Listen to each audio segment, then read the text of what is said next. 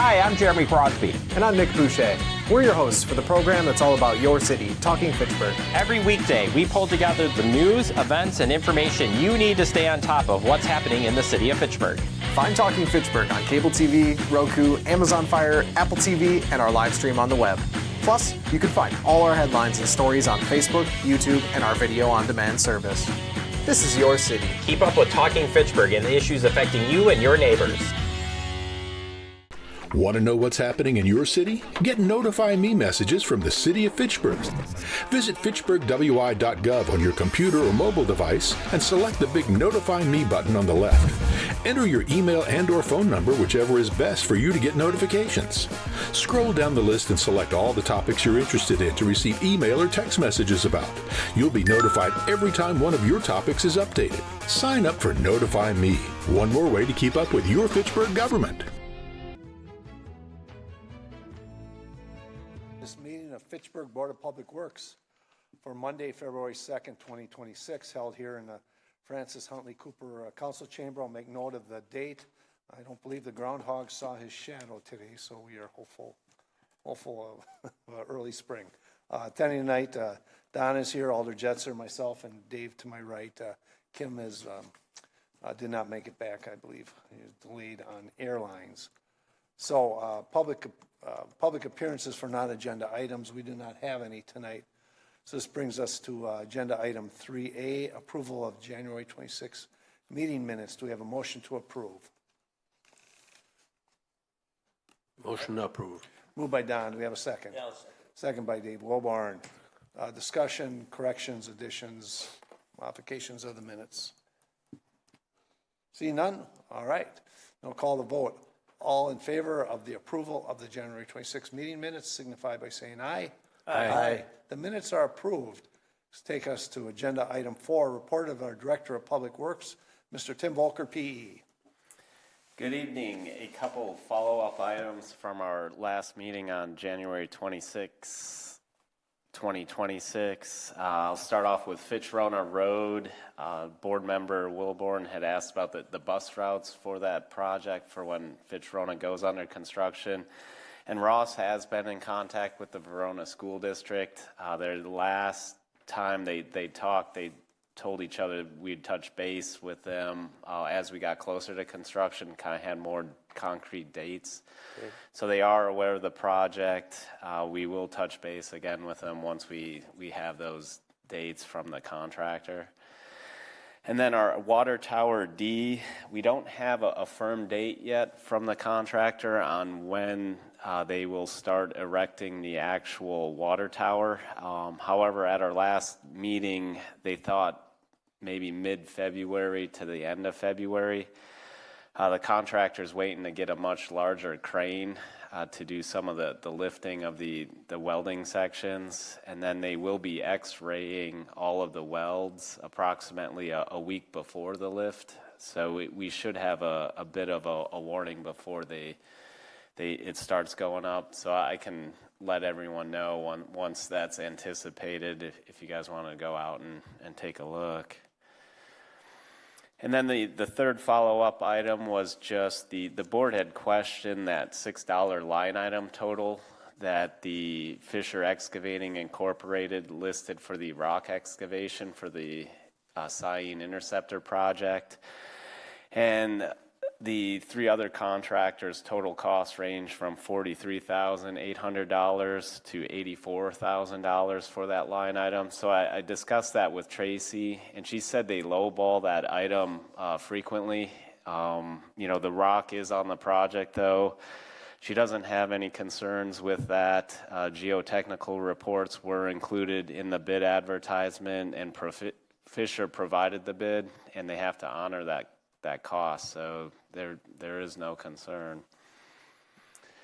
And then the last follow-up item was just with the McKee fountain repair work. I spoke to Joran to kind of get a history on that fountain. So the fountain's about 15, 16 years old. It was installed back in 2009, 2010. And really the last 2 years we've had kind of the two major repairs. In 2024, we replaced the impellers, and then last year the breakers started to trip. So the Bruce company thought that it was the motor went bad, so we replaced the motor, and the breaker still tripped. They looked into it a little bit more, and they found there was a short in the wire going from the breaker to the motor. So they installed a new wire. However, it was towards the end of the season, and the fountain came out of the pond. So we don't know if that 100% solved the problem. We'll know once the fountain goes in, typically in April, May, depending on the weather. So if there are more issues, I can let the board know. If you guys don't hear anything from me, just assume it was the wire. And then I guess with that, do you guys have any questions on the follow-up items? Couple. I assume the X-raying of the welds, that's in our spec? Yes, that's It is, in the scope of work for the contractor to do. And I wasn't aware of that. That's a good idea, though. Back to the rock on the bed. So they can't come back and say, oh, there's extraordinary more rock than we anticipated, and come back for a change order. You know, we can say, no, you should have bid it. You know. Yeah, and I wasn't not completely sure, but I believe there was 3 borings that we took along the alignment of the pipe, and got the soil profile in those 3 locations. So Well, that's kind of my worry. They come back, well, that wasn't enough. There were far more rocks in between. The other, I think the fact that the other contractors recognized it and bid it, he put himself at risk by not putting some money in for that. Okay. I think that's all I had. Anyone else on the board have? Yes, Bill.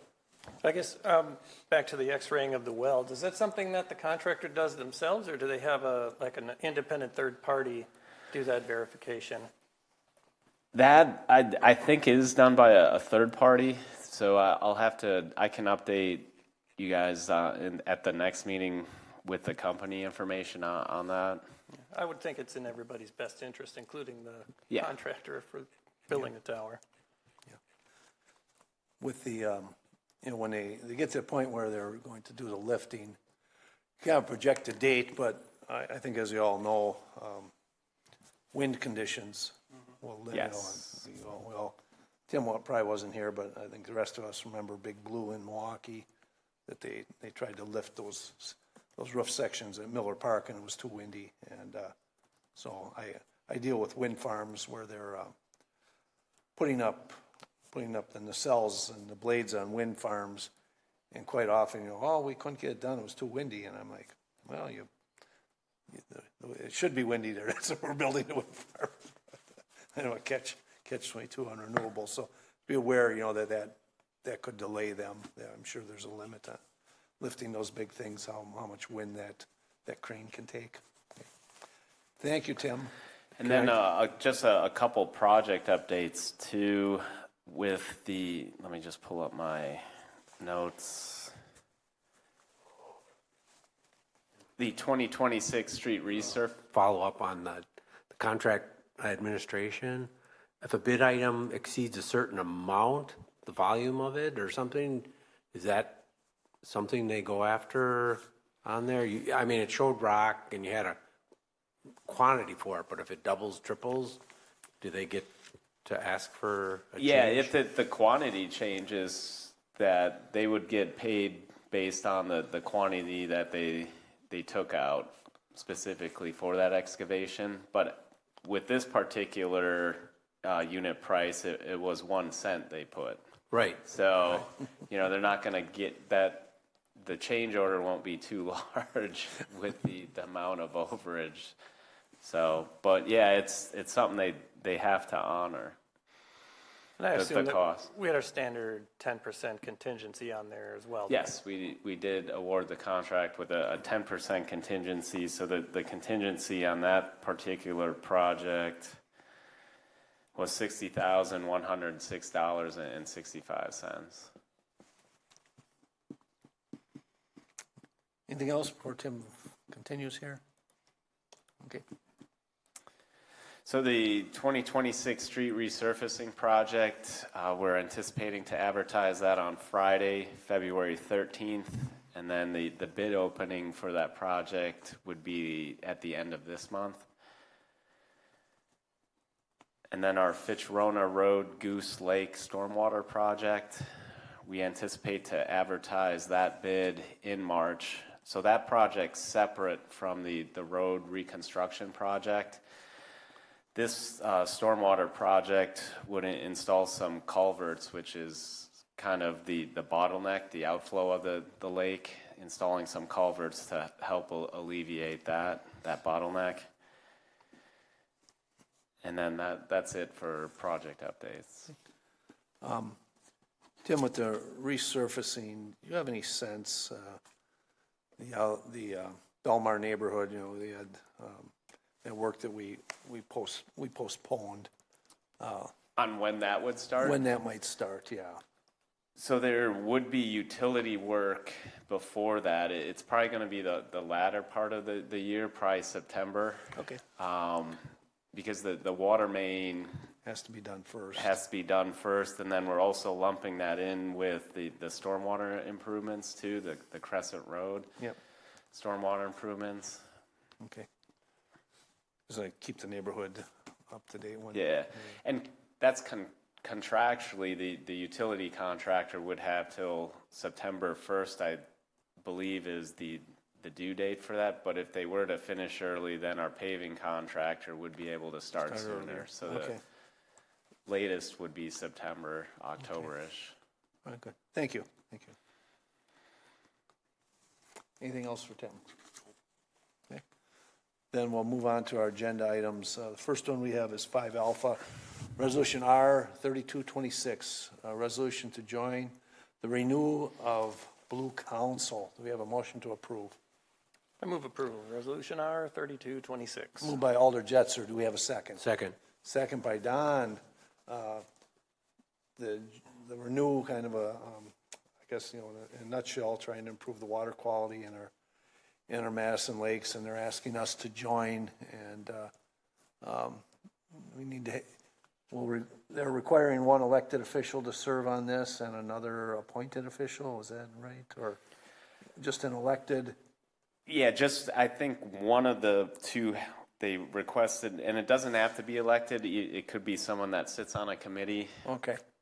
Just some type of a official with the city, and then the other person we were planning to have Ben Schulte, Perfect. our principal environmental engineer. Hoping you were going to say that.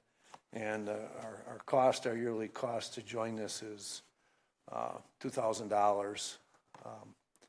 Can I ask where budget-wise we're coming up with that money? Budget-wise, it'd be coming out of the stormwater utility fund, and specifically the miscellaneous training and staff development account. Okay, thank you. Tim, how many different Yahara watershed initiatives do we belong to? Besides, this is Clean Lakes, Wisconsin, or Clean Lakes Alliance. Yeah. Yeah, there's this one, the Yahara Winds, we pay into every year. That's the two that I know of. In Yahara, if I remember, it's $100,000. Yeah, it was about a little over $100,000 per year for adaptive management. Okay. That we help out with. And okay, did we belong to this last year or previous years, or? This would be the first time that the city of Fitchburg would be joining this. But this has only been around since 2022? Pretty recent. I believe the coalition or the Clean Water Alliance has been around, let me see, they came up with the Renew the Blue and the 12 priority actions of the guide in 2022. But then the Clean Water Lakes Alliance, I think, was maybe 2019.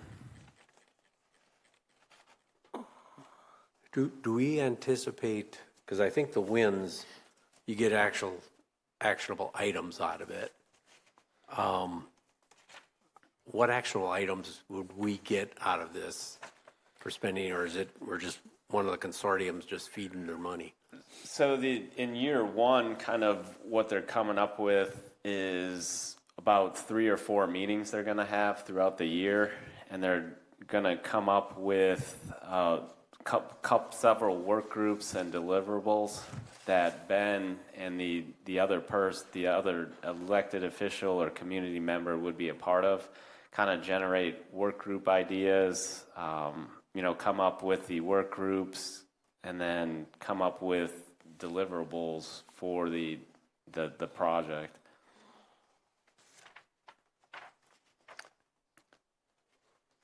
Throw me a bone. What's something, that we don't have, Like I say, we pick up our leaves, we maintain our stormwater basins, we sweep our streets. What are they gonna come up with? We have best stormwater practices here in Fitchburg. I want to make sure we're getting some, there's some value that we get to help improve our lakes besides, rehashing or going to more meetings. Well, and Tim, maybe we can take a step back. How many municipalities are part of this right now? And how many are they trying to get together? That I don't know how many are part of the actual council. I do know that guide, there were 19 partners, I believe, that helped create that and come up with the 12 priorities. But as far as the council, I'm not quite sure how many members they do have. But this is meant, I think, to be a coordinated effort from everyone in the entire watershed area, right? Correct. For all of the lakes. So, whether Fitchburg gets anything out of it in particular may or may not be the point. Well, I'm looking at Bill more, I want to contribute, I want to have our say contribute to keeping the lakes cleaner, but, like I say, we have best practices and things. I make sure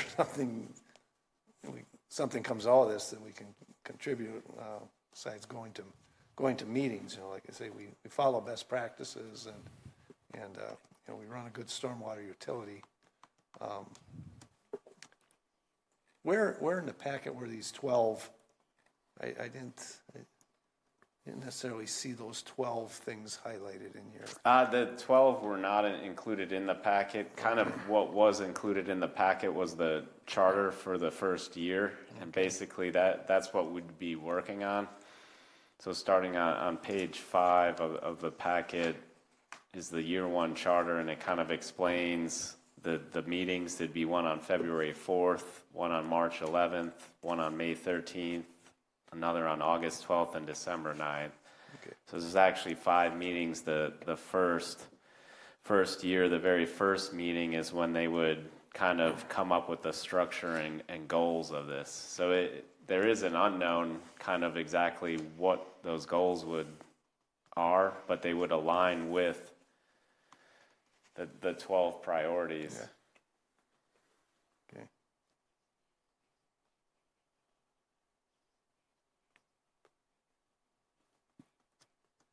And I suppose, one possible example might deal with, the proliferation of data centers. There was just a story, in recent days about $1 billion facility going in, 500 plus acres in Beaver Dam and Mount Pleasant with, several $1 billion worth of data centers. Those things require an awful lot of water. So are we going to, see best practices implemented for them, making sure they use a closed loop system or, implement certain measures to make sure there's no contamination of groundwater, that sort of thing. I certainly agree with you. Need for that. I think that's probably would be outside what this group is coming up with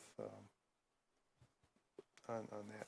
Well, I'm willing to go for first year, see what comes out of it, but I'm a little, like I say, we use best practices. A lot of people sitting around it, going to more meetings, and our ability too in the city of Fitchburg, we're not like Madison, where their storm sewers dump right into the lakes, and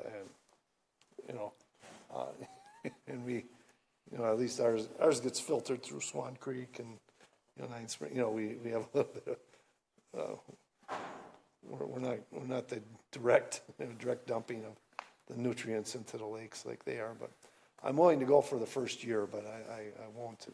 I'm somewhat skeptical that they would come up with, we have the wins that we're doing already, but I'm go whatever the board decides. I'd be willing to try it for a year, but then I like to look at this pretty close. You see that something comes out, and that there are some things maybe that we're not considering right now. I hate to throw money. They say, well, it's only $2,000. Well, we throw $2,000 here and there, and pretty soon, You got more than that. yeah, that's my. They come through. They come up with something, and well, we have to implement that, for $1 million. But I'm willing to try it for a year. Tim, any idea based on previous reports? I'm struggling too. If this group gets a lot of actionable items that a community or a business can implement.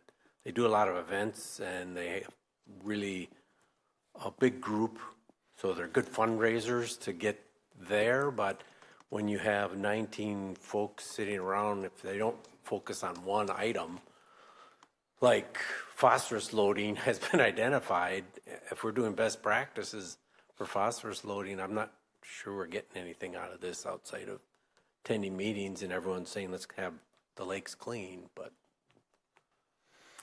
And the deliverables are listed on that charter page. So they stated this is deliverables for the first year: expansion of the state of lakes to include land health reporting, criteria and funding strategy to conduct a shoreline inventory and condition assessment, collection of success stories, opportunities, and challenges in the Yahara watershed, denser, more fruitful networks across sectors and organizations, and lessons learned and recommended deliverables for year 2 of the council, which would be 2027.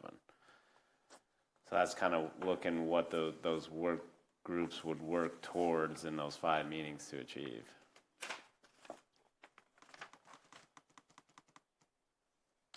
we just, Fitchburg area and our impact, it's not directly on any of the lakes, it's feeder routes, right? I mean, we ultimately impact the lakes through those routes. I understand the feeder routes, but if we're applying best practices going into that, preserving enough wetland green space so it filters out, we're doing the best we can. Right. But, we, like bullet number 3, collection of success stories, just because we're doing it one way doesn't mean there's a better or more efficient way being done out there. So to sit on something like this, I think is only advantageous. To learn about new ways and to go about protecting the watershed. If we don't find any great things out of this, can we get out of it after a year? Yeah, obviously, if it's not something that we find of benefit, and like I mentioned, Ben's going to be sitting in on it, so he would have a good idea. Hey, this is worthwhile, or hey, next year, this is something maybe we shouldn't do, or it wasn't really worth our time. I mean, he's not going to sit on something that isn't a benefit to the city. So I don't think it hurts just to, as Alder Herbst mentioned, just to see the first year. If there is a benefit of it, continue it. If not, then, there's no contract binding us for multi-years to this.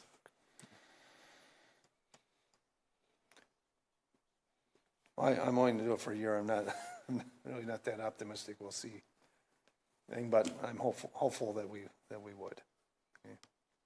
Go in with the idea that it's going to be advantageous for us, right? Yes. My goal, I'm sure is, we would like cleaner lakes. I don't really want to fish in those lakes anymore.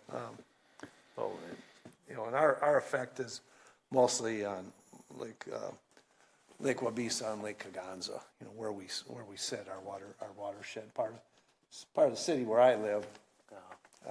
I'm in the Sugar River watershed, so it's going different direction. But the kind of the two watersheds, one is Sugar River and the other is Wabisa. Wabisa, and going the other way a little bit. There might be a little bit down, goes a different direction, but the Belmar neighborhood, the ponds down there, that's kind of a closed basin, kind of goes in there and stays there. All right, well, let's call the vote. All in favor of resolution, lost my page here, my number. 32. Resolution R3226 to join the Renew the Blue Council, signify by saying aye. Aye. Aye. Opposed? Nay. The resolution passes 3-1 with Don against. All right, thank you. Next, I got page back up here. I'm sorry.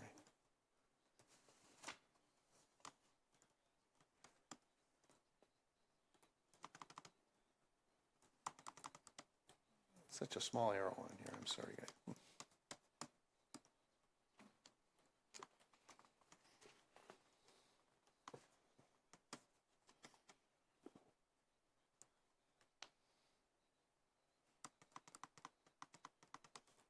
My screen does not want to move here. I'm sorry. Bear with me a sec.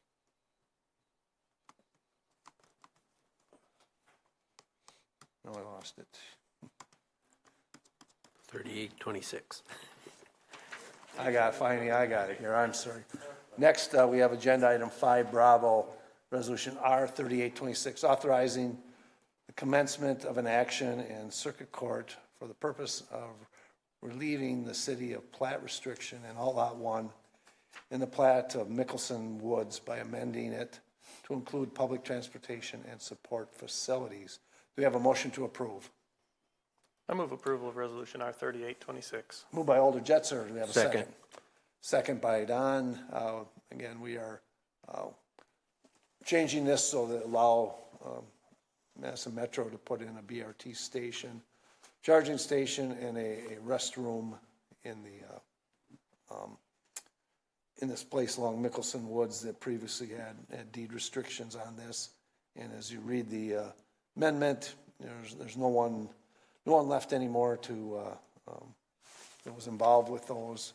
And given the public nature of this, we would like to move ahead with changing this to allow us to include this charging station and restroom facility for the BRT on Trevorton Pike. You have anything else you want to add, Tim?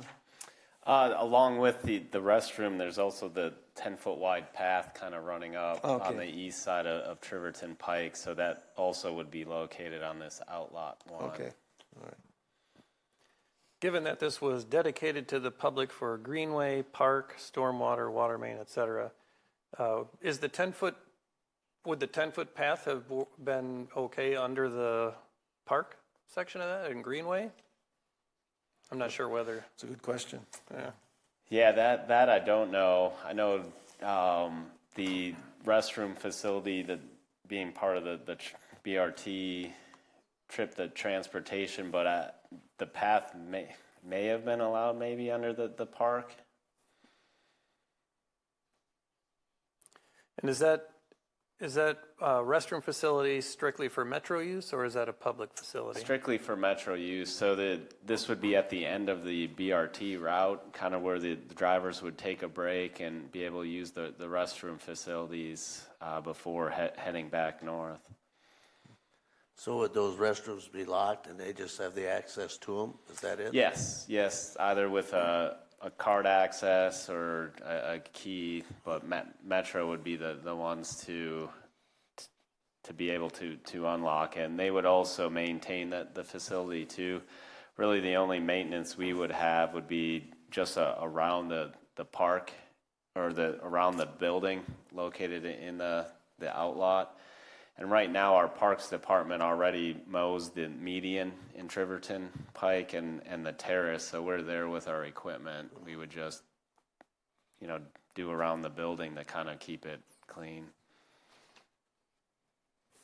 Tim, I was kind of turned around where exactly this is, but is that right where like Noodles is? Is that Trevorton? Other side. Other side. Other side of the Yeah. road, okay, Other side of McKee, yeah. So it'd be the southeast corner. okay. North would be to the right. So the bus, BRT goes down Fish Hatchery, it takes a right and then comes up Triverton Pike. Is that Correct. Yeah. then turn- Do we have plans to signalize this? No, there are no plans to signalize Triverton and McKee Road. Do we have the ability, once we put all this in, to do that? We can. There's a cost and whether it's warranted No, or not. if you have the space in here. Oh, yes, To be able yes, to put it yes. in here, okay. Yeah, it doesn't restrict that from ever happening in the future. Okay, and then, so it's the other side of the street. I'm trying to think of if there's any big curves of that. Is this obstructing the vision triangle? The building? Yes. Building's pretty far south on that intersection. Okay.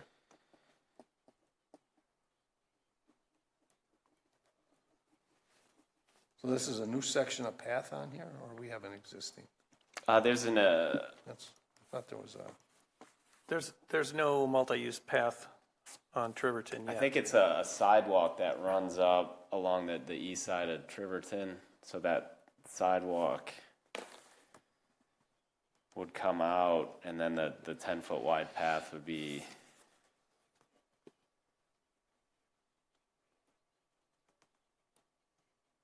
Yeah, there is a sidewalk there.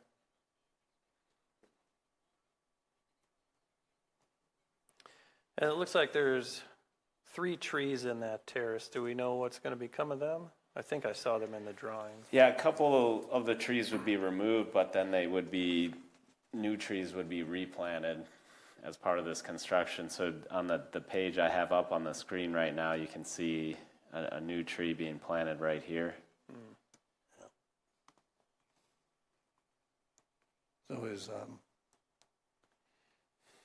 Metro paying for any of the path? The path would be included in the BRT project, and then the payment of it would be, right now Madison's trying to get a 80-20 grant to pay for the project, 80% funded, and then the remaining 20% would be local. So that would be our local portion. If they don't get the grant, though, it's all on Joe taxpayer, right? Or another source of funding, such as grant money.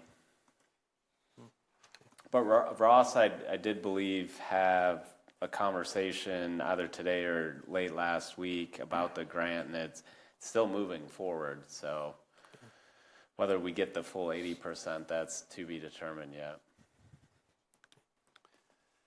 Tim, I don't see a mention of a B-cycle station here. I just want to make sure there's room to put one there. When was that mentioned? I don't know that it was, Oh. but there ought to be one there. That's something I can mention to Ross to see if he's had any conversations with Madison Metro about that. I know they have talked about doing further path improvements too. I'm not quite sure where those are, or if B-cycle was included with that, but I'll mention it to Ross. I don't know if, secure bike parking would be a good idea as well.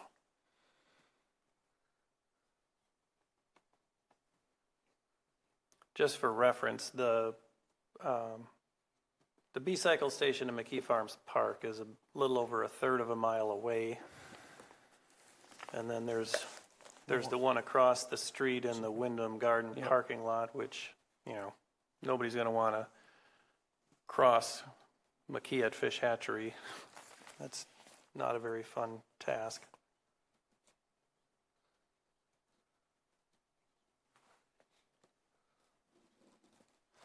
Tim, are the utility hookups and all that part of the same grant, or is that?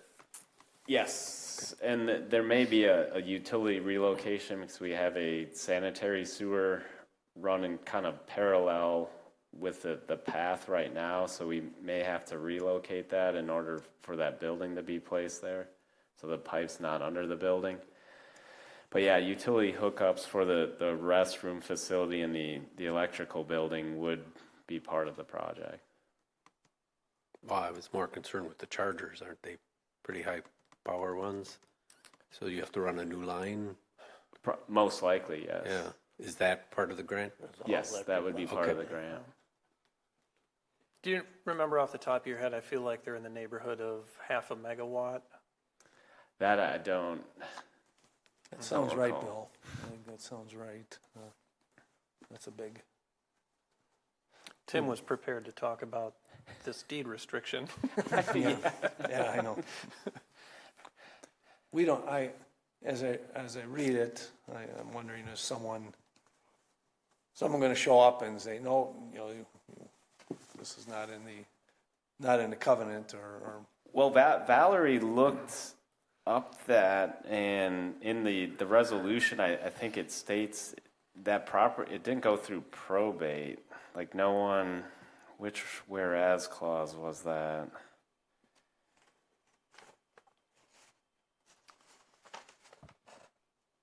Well, it says if the condition subsequently becomes impossible or impracticable, the governing body may, by resolution or ordinance enacted by a 2/3 vote of its members elect, to accept from the donor or dedicator or their heirs a grant relieving the city of the condition. But we don't have, I mean, the donor died in 2012 and didn't leave any heirs. there's no heirs, yeah. Right. All right. And I don't think anyone's going to show up to be opposed. Maybe Mr. Haith, but that's probably it. Okay. All right. Any other questions on this? How many approximately how square feet? How much is this the charging station, the restroom here? Eyes aren't good enough to see it very well. I don't think it's marked on the drawing. Yeah, the dimensions aren't listed on the drawings included. Okay. I have a sense of it, looking, you know, how it's sitting on the street there. Okay. Am I seeing this correctly? The path is going to run between the building and the road, and so if you're walking on that path, you're going to go underneath the charger? No, the charger's located further south. If you go to, Is that the black hash marks there? if you go to No, page that's a tree. 13, you can kind of see the station will actually be a little south of the electrical building and the restroom facility. That's not where the bus pulls up. Okay. The station's actually to the south of that, and the charger's in between the bike path and the curb, so in the terrace. Okay.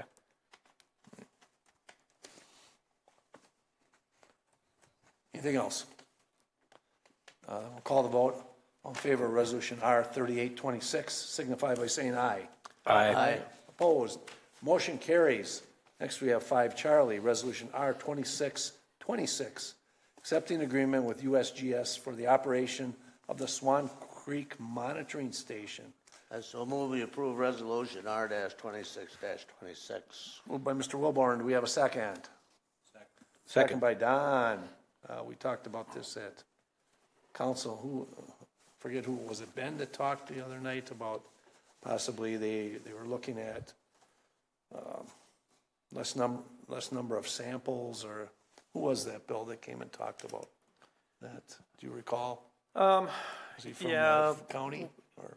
No, he's from USGS. USGS, okay. And he presented to the Resource Conservation Commission, and we discussed the ongoing, usage and maintenance of that facility. And It was Todd?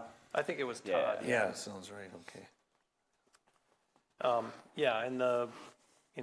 somebody asked about how many samples are taken, and he mentioned that every sample that's taken goes to the Wisconsin State Lab of Hygiene, and then like 4 tests are done, and each test costs like $35 or something. And so over the course of a year, the number of samples and everything, it gets to be, not a trivial sum. So there was talk of potentially, if funding were an issue, backing off on the number of samples taken, and then it just takes, correspondingly longer to get an overall picture of how the solids, suspended solid and phosphorus and everything varies over time. How long have we had this? It's quite a while. I think since 2021. Yeah, since May 2021. Okay. Do you recall? Do we got a report on trends or anything out of this? Yeah, every year the USGS will post all the data on their website. And I did go fishing for this corresponding resolution in previous years, and I found one for 2021, but I didn't find anything for 22, 3, or 4. So the reason 22, 23, 24 didn't have it is the cost was less than $25,000, so it didn't have to come to council. And this was the first year it went over. I believe it's $27,000. The USGS will be paying $5,250 of that. The town of Dunn will be paying $2,208.16. And then City of Fitchburg would be responsible for the $19,541.84, plus the testing. And that the testing can be anywhere from, as Alder Jetzer was mentioning, $8,000 to $12,000 a year. So in the 2026 budget, Stormwater's budgeted $30,000 for this station. So with $19,000 being for the actual station itself, we have about $10,500 for sampling. So that should cover it. So I guess the question I'll ask the board and Tim, data, has it given us any methodology to improve anything, or data, the important thing is, find a way to do continuous improvement. And I don't have a sense that we have, maybe it's telling us we're doing a crappy job and not maintaining our watershed. I'm not sure. I don't have a good feel one way or the other on this. Yeah, you can go back and watch the presentation to the RCC. I forget what month that was, but it was within the last fall into winter. I believe it was the last meeting, January 12th meeting. Okay. I thought maybe it was November. Whatever. I just watched that before. You did. Okay. Okay. But yeah, Todd gave a presentation on the trends that they'd seen since 2021, and I mean, what I got out of it is it has gone down in some of the areas. It varies, obviously, but storms, really the tool is for the city to kind of set the land uses upstream and all that. Yeah. So that's kind of where this data does come in handy is, hey, I would love to have the data, and challenge Mr. Haith that, no, we are doing a good job. Look at this, it's been reducing, I mean, compared to some of the other, because towards the end of the presentation, there were 5 or 6 other locations, and I believe this one had the lowest. Yes, and my biggest takeaway was that the total suspended solids and everything that we see is a function of the number of large-scale precipitation events that we have. Yeah. So, you know, to do a better job of keeping the watershed clean basically amounts to not having all of that stuff sitting there waiting to flow away at the next big rain. Yeah, I'm with you. I'm with you. All right. I'm convinced to continue. Any other discussion on this? Do we find, what's our point of conclusion? Or are we just going to keep studying and studying? It is called a monitoring station, so I guess that's, you know, the main purpose is to keep gathering data in perpetuity. At $20-some thousand forever and ever? Well, Or as inflation increases, you do more? yeah, or if there's, you know, some better means of testing in the future that's less expensive. But yeah, you know, you can't manage what you don't measure. So why don't we just test then every other year, or every third year, or every fourth year? If it's not feeding directly into our best management practices, or some test to show how we're doing construction is applicable, let's just test every 4 years. And then that'll give you the data to say, we're still doing good. If we can't apply it to something we can implement actionably faster, I don't know that we have to do it as often. I think you'd miss out on some of those precipitation events and kind of see the correlation between that. Like right now, we're just starting to kind of see the trends with it being done 4 or 5 years. But so you could test you know, every precipitation event and go to the nearest storm drain and test how many solids you got running through there, and you'll know there's a lot.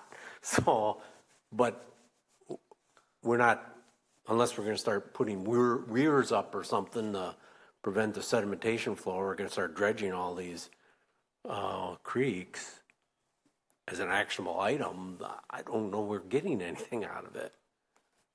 But that we do that. I mean, we look at this data and utilize it and implement our best management you'll take practice. the data, and based on what you have, then we'll do a dredging operation every so many years. I mean, we dredge every year. So we dredge this creek every year. Not necessarily this creek, but we do within the city. And we We only have limited budget. We can't do every pond. You know, Understand. So we set forth. But yeah, certain. So then let me ask the other question. Every creek that we have, do we have a monitoring station there? No. Why this one versus other ones that maybe have PCBs in it or some other higher? Why this one we picked instead of a different one or all of them? Back in 2021, this was the area that they identified to monitor. There was, this is before my time and Tim's time, but I don't know if the Daves remember any discussion of this from 2020 and 2021, but I believe this was decided upon by some combination of the DNR and the city. Yeah, and I believe Carp C was involved. It wasn't just the city, Town of Dunn, DNR, USGS, City of Fitchburg. I think they all did get into that. Yeah, I think it was the most significant, you know, our best point of monitoring going into the lake, you know, that stream. And so Tim, maybe you can break down, you know, how do we decide the relative funding amounts for, you know, Fitchburg versus Town of Dunn versus USGS? I believe with the Town of Dunn and Fitchburg, it's based off the drainage area and the percentage. So most of the area draining to this point is coming from Fitchburg. Therefore, we bear the higher percentage. And then USGS, they chip in for it, but then they're also, it's their staff time pulling the samples. It's their staff time maintaining this. They own the equipment. They installed the equipment. We have no involvement as far as our operations go besides cutting this check. And I'm a little bit with, I'll vote to continue this, but I'd like to see something a little more concrete tie, with, getting the data. We know large storm events, the more gets scoured in. All right. I think we've got the data out of it that's telling us what's happening. I think the next step is, all right, what's the plan to prevent that moving forward?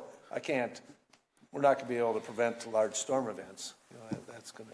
No, like I said, maybe the only thing we can really do is try and keep the area clean so that when we get a large event, there's less runoff.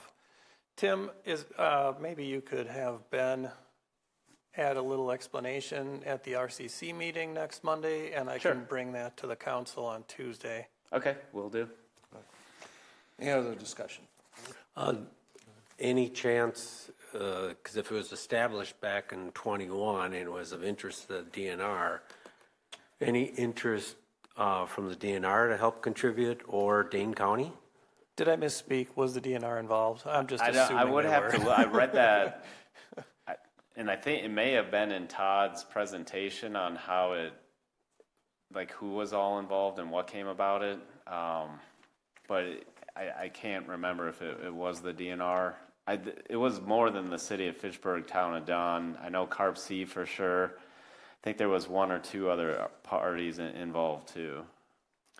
So Carp C hasn't been involved really with the data after that. They just thought it would be a good tool to, like I mentioned, with zoning and basing all that, changing the ordinance based on what we see here in land use and all.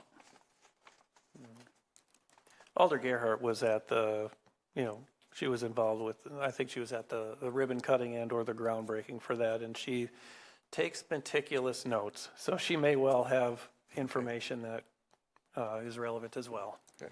Like I say, I'm big on using data. I'm not big on continuing to collect it without a plan, I guess. That's all I'll say. All right. Any more discussion? Call a vote then. All in favor of resolution R26, accepting agreement with USGS for Swan Creek Monitoring Station, signify by saying aye. Aye. Opposed? The motion carries. Our next Board of Public Works meeting will be Monday, February 16th. If you can't make it, please let me know, or let Tim know. And at this time, I'll entertain a motion to adjourn. I so move we adjourn. Moved by Dave Wilborn. Do we have a second? Second. Second by Don. All in favor of adjournment, signify by saying aye. Aye. Aye. We are adjourned at 6:23. Thank you, everyone.